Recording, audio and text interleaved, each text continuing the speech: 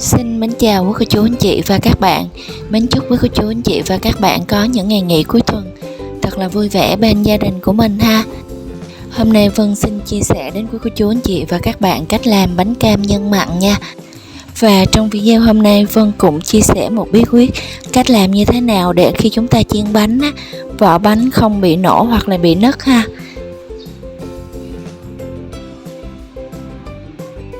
Về nguyên liệu chuẩn bị thì mình gồm có 250g bột nếp, 75g đường, bột mì 47g, bột gạo 15g, bột nở baking powder 5g và một ít mè trắng. Còn đây là 200g đậu xanh đã được cạo vỏ. Vân sẽ mang phần đậu xanh này đi vo thật sạch.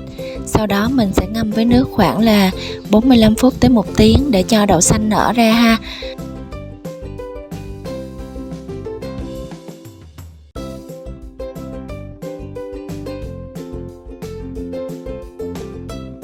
Cho vào rây tất cả những loại bột mình đã chuẩn bị nè. Mình rây qua như vậy là để loại bỏ những cái hạt bột. Khi mà mình để bột lâu á, nó sẽ hút ẩm và làm bột mình vón cục lại ha.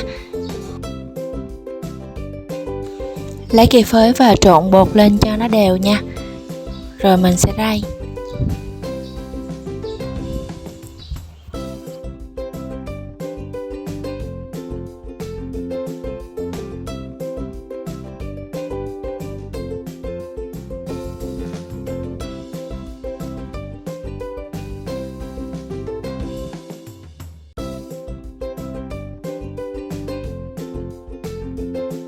Khi hỗn hợp bột đã được ra đều, Vân sẽ múc riêng ra một cái chén 2 muỗng canh bột. Cho vào trong chén là khoảng 20ml nước sôi.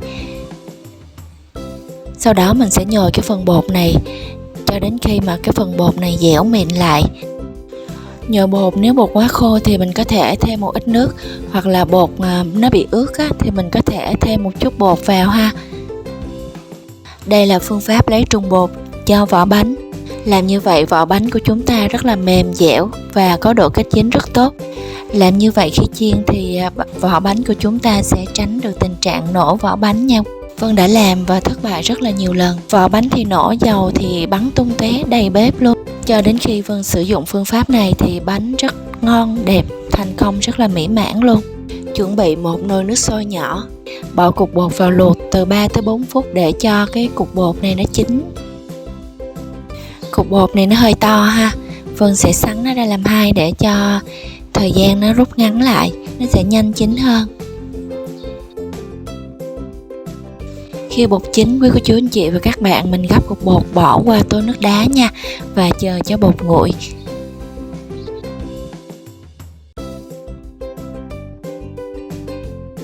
Cho 75g đường đã chuẩn bị đó vào thau bột mình mới vừa rây xong ha. Mình trộn phần đường và bột cho nó đều với nhau. Tiếp đến bỏ 2 cục bột đã nguội á và vào trong thau bột luôn. Và 170g nước nóng. Nước nóng khoảng 70 tới 80 độ là được ha, mình không cần nước sôi. Khi cho nước nóng vào bột á, thì mình trộn bột sẽ nóng dữ lắm. Vân sẽ dùng cây phới mình trộn bột lúc ban đầu để cho nó đỡ nóng nha.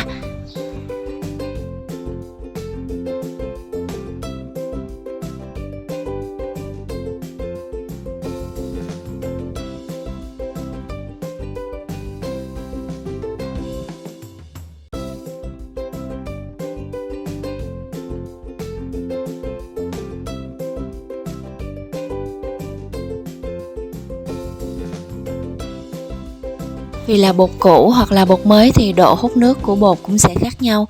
Nếu trong quá trình mình trộn bột, quý cô chú anh chị và các bạn thấy bột ướt thì mình có thể thêm bột vào. Còn nếu mà mình thấy bột khô thì mình có thể thêm nước. Nhưng mình nhớ là thêm bột hoặc nước từ từ thôi nha. Để chứ nêm quá tay thì lại thêm vô nó lại sai với công thức Vân chia sẻ đó. Bọc màng bọc thực phẩm lại để cho mặt bột không có bị khô. Và cho bột nghỉ khoảng nửa tiếng. Trong thời gian chờ bột nghỉ thì mình đi nấu đậu xanh nha. Đậu xanh sau khi mà ngâm nở thì mình chắc nước ra để ráo. Cho đậu xanh vào nồi và thêm 400ml nước lọc.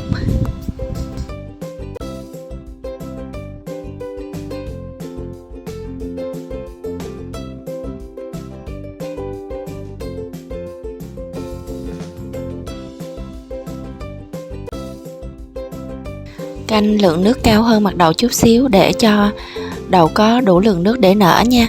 Cho thêm vào đây là nửa muỗng cà phê muối. Và nấu đậu trên lửa vừa.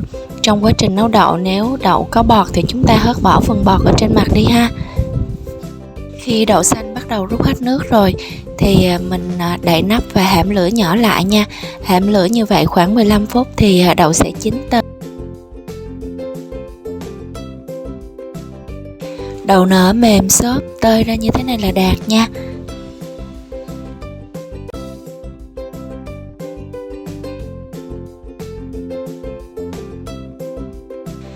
Cho đậu xanh vừa nấu ra một cái chảo, thêm vào đây là 40g đường,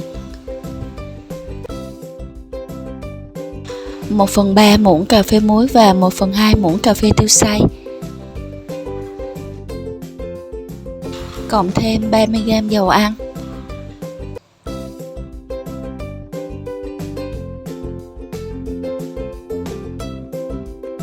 Đảo phần hỗn hợp này lên cho đường và gia vị thấm đều vào trong đậu xanh.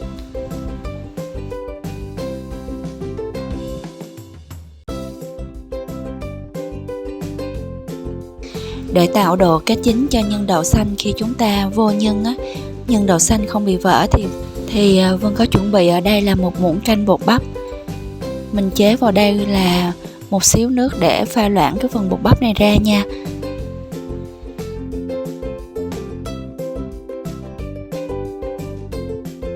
Bắt đầu xay nhân đậu xanh trên lửa nhỏ đến khi nào đường tan hết. Trong quá trình xay thì chúng ta sẽ rưới cái phần bột bắp đã pha vào nhân đậu xanh. Chúng ta sẽ chia ra làm 2-3 lần gì đó. Mình sẽ rưới từ từ cái phần bột bắp này vào và tiếp tục đảo cho nhân đậu thật đều nha.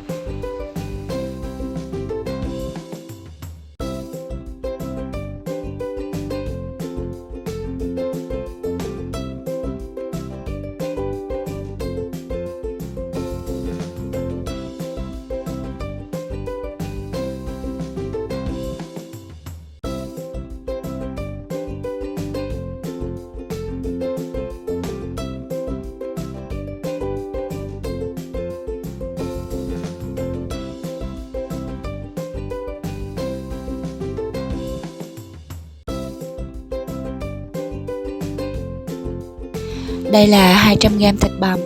Vân nêm vào đây là nửa muỗng cà phê tiêu, một xíu muối và nửa muỗng cà phê hạt nêm. Trộn gia vị lên cho thấm đều vào trong thịt.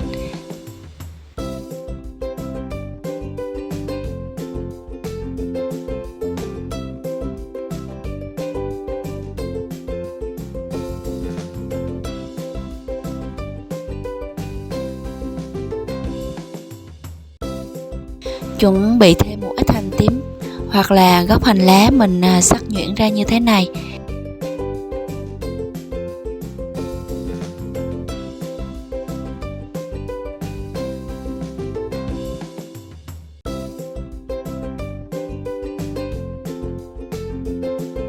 Cho vào chảo 30ml dầu ăn và cho phần gốc hành này vào, chúng ta phi thơm.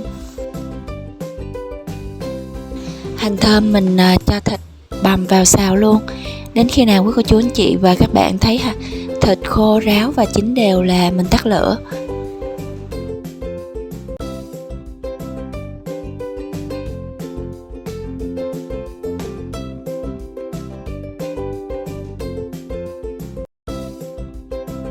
Khi đã chuẩn bị xong tất cả những nguyên liệu thì bây giờ chúng ta đi nặn bánh nha. Về phần nhân đậu, sau khi chế biến xong, Vân cân được là 460g. Nếu mà mình làm cho 17 cái bánh á, thì mỗi một phần nhân là 27g. Ấn phần nhân đậu thành một cái phễu như thế này và cho nhân thịt vào trong chính giữa và gói lại, sao cho nhân thịt không bị lòi ra ngoài nha.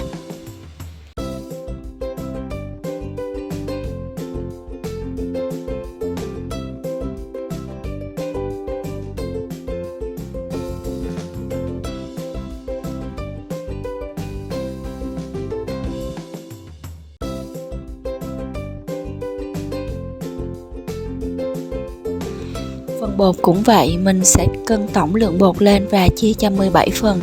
Thì mỗi một phần bột nhỏ sẽ là 35g. Ấn dẹp bột ra cho đậu xanh và thịt bằm vào chính giữa và chúng ta gói lại. Để hạt mè được bám dính trên viên bánh của chúng ta tốt hơn thì Vân có chuẩn bị thêm ở đây là một chén nước lọc ha. Sau khi mà chúng ta vo xong viên bánh thì mình sẽ cho viên bánh vào trong chén nước và lăn qua mè.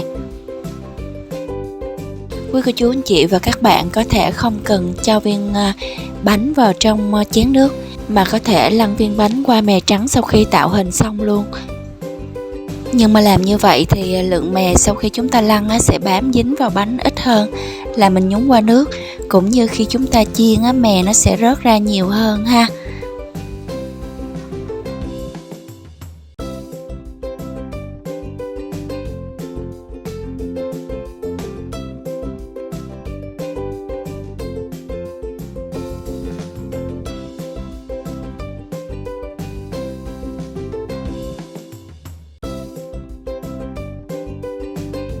Khi chiên chúng ta chọn cái chảo nhỏ thôi mà nó sâu lòng một chút thì mình cho dầu vào nó đỡ hao hơn là mình cho vào chảo lớn nha. Chiên bánh phải chiên ngập dầu ha thì bánh mới vàng đều và đẹp được. Khi cây nhiệt độ chỉ đến dầu nóng là 120 độ C thì mình sẽ cho bánh vào chiên. Trong quá trình chiên bánh thì chúng ta vặn lửa thật nhỏ nha để bánh được chín từ từ và vàng đều.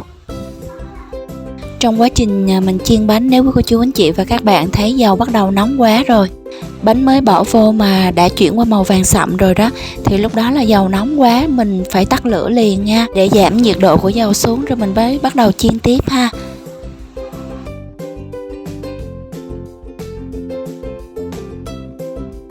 Mẻ bánh đầu tiên đã được chiên xong rồi, bây giờ mình tiếp tục chiên những viên bánh còn lại nha.